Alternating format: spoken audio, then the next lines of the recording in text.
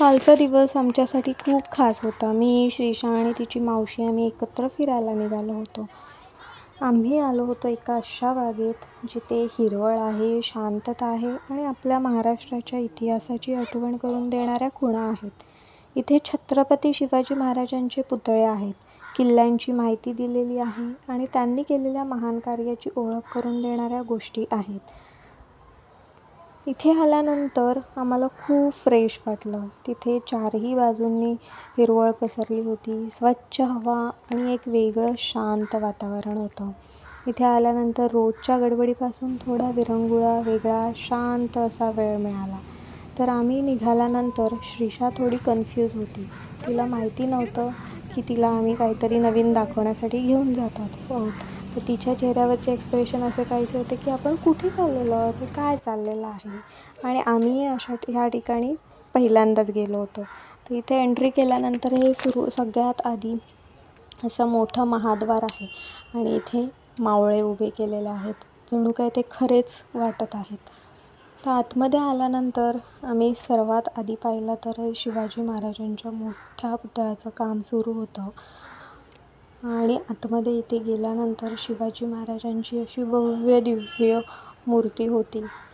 पण एवढी मोठी मूर्ती पाहून श्रीशा मात्र घाबरली. तिच्या चेहऱ्यावर भीती दिसत होती, डोळ्यामध्ये पाणी आलं, कारण तिच्यासाठी हे सगळं नवीन आणि खूप मोठं होतं.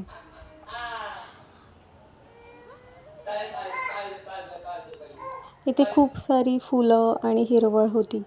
तर त्यातलंच एक फूल श्रीशाला खेळवण्यासाठी घेतलं, जेणेकरून ती शांत होईल. पण ती काही शांत झाली नाही, कारण आम्ही जेव्हा तिथून बाहेर निघत होतो परत नवनवीन मोठमोठ्या भव्य दिव्य अशा इतिहासाच्या माहिती करून देणाऱ्या गोष्टी दिसत होत्या. त्यामुळे ती सगळं नवीन बघून परत रडतच होती. आणि इथे ह्या मशाली दिसत आहेत. सो इथून ह्या द्वारामधून एंट्री केल्यानंतर परत श्रीशा थोडी शांत झाली, कारण तिथे जास्त कोणी माणसं नव्हती, त्यामुळे ती थोडं शांत झाली. तर इथे आल्यानंतर आम्ही थोडा तिला शांत करण्याचा प्रयत्न केला. तर ती थोडं तिच्या चेहऱ्यावरती हसू आलेलं.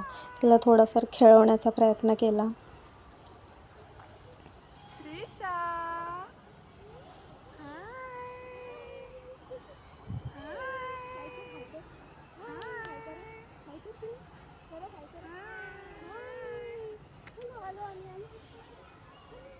नंतर चालून खूप थकल्यानंतर आम्ही अशा एका ठिकाणी बसलो. श्रीशाला पण थोडं रिलॅक्स फील होईल, ती पण थोडं ह्या सगळ्यामध्ये मिक्सअप होईल म्हणून थोडं एका ठिकाणी बसलो, पाणी वगैरे प्यायलो. आणि नंतर मग परत निघाल्यानंतर तिथे बऱ्याचशा ॲनिमल्सच्या डस्टबिन होत्या. सो इथे एक रॅबिटची डस्टबिन होती. तर मी म्हटलं श्रीशाला घेऊन जाते, कारण श्रीशा घाबरत होती त्यांना बघून पण.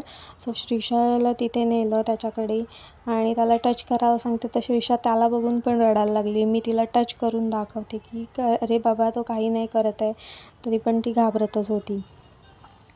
त्याच्यानंतर पेंग्विन, मंकीज अशा बऱ्याचशा डस्टबिन वेगवेगळ्या प्रकारच्या होत्या आणि त्या एवढ्या मोठ्या होत्या की श्रीशा तर घाबरतच होती. श्रीशाचं रडू काही थांबत नव्हतं. थोडा वेळ शांत बसत होती, परत तिचं चालूच होतं.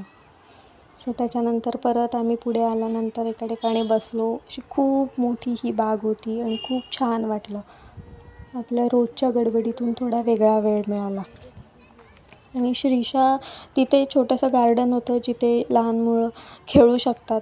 अजून त्यांचं खेळण्याचे बरेचसे साहित्य होते, पण श्रीशा काही तिथे थांबतच नव्हती. श्रीशा सगळं बघून, नवनवीन बघून रडतच होती. तिला खूप फुलं वगैरे दाखवल्यानंतर तिला एकांतात ती शांत होती, पण जास्त माणसं, जास्त गडबड, गोंधळ, एवढ्या मोठ्या मूर्ती सगळं पाहिल्यानंतर ती गडबडली, ती रडत होती. सो आम्ही म्हटलं निघतो. आणि निघता इथे आम्ही पाहिलं की शिवाजी महाराजांचं राज्याभिषेकाची छान प्रतिकृती निर्माण केली होती आणि तिथेच त्याची माहिती पण लिहिली होती. आणि निघता संध्याकाळ झालेली, त्यामुळे सनसेट आम्हाला छान पाहायला मिळाला आणि सगळ्या लाईट्स त्यांनी ऑन केल्या होत्या. सो लाईट्स ऑन केल्यानंतर हा व्ह्यू अजूनच छान वाटत होता. ते दिव्यांच्या प्रकाशात सगळा परिसर अजूनच सुंदर आणि शांत वाटू लागला. इतिहास, निसर्ग आणि कुटुंब या सगळ्यांचा सुंदर संगम अनुभवायला मिळाला. मग तिथून आम्ही घरी जायला निघालो. जाता जाता श्रीषा तर झोपीच गेली. अशी ही कालची संध्याकाळ श्रीषासाठी नवीन, अप्रतिम आणि सुंदर होती.